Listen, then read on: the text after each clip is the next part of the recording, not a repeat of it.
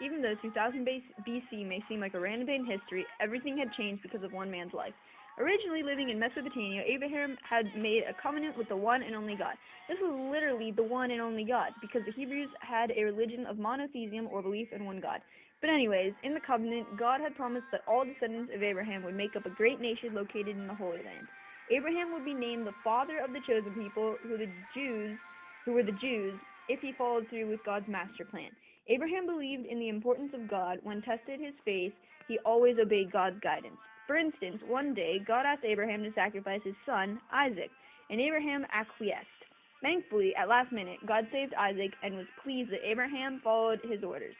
Isaac grew up and had a baby boy named Jacob. Jacob grew up and traveled with his family to Egypt. However, not all stories can end like the Disney movies, and the Egyptians found Jacob and his family to be lesser individuals and enslaved them. The enslaved people were called the Israelites. The Pharaoh ordered all Israelite boys to be killed. Nevertheless, one Israelite boy was saved and later found by the Pharaoh's daughter, who named him Moses. After a long time, Moses came to save the enslaved Israelites. He demanded that the Pharaoh let his people go. Of course, the Pharaoh refuses, and God shows his power through the 10 plagues.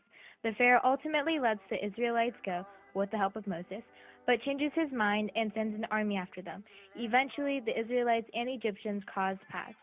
The almighty Moses, with a little help from God, parted the Red Sea, allowing the Israelites to pass through, but left the Egyptians to drown. From there on, the Jewish people were given the 10 Commandments by God to live by.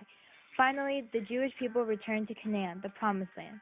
They resided in the kingdom of Israel, and under God's guidance, the Jewish people became quite the powerful group under King David.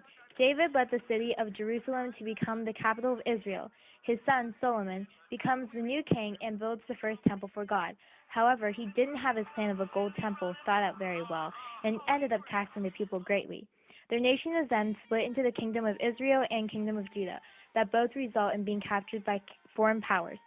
Solomon's death in 930 BC eventually weakened the kingdom. In time, the Persians conquered the Fertile Crescent in 500 BC, which caused the Hebrews to return to Israel. Even after the Persians, the Greeks gained control. Sadly, because the Jewish people revolted against the Roman rule, they were thrown out. This led to the Big Diaspora, or otherwise known as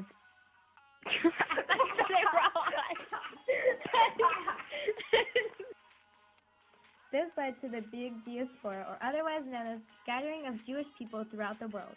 But to end, like a happy Disney movie, the Jews still kept and preserved their religion and culture that lived on for hundreds and hundreds of years, even longer than the dinosaurs.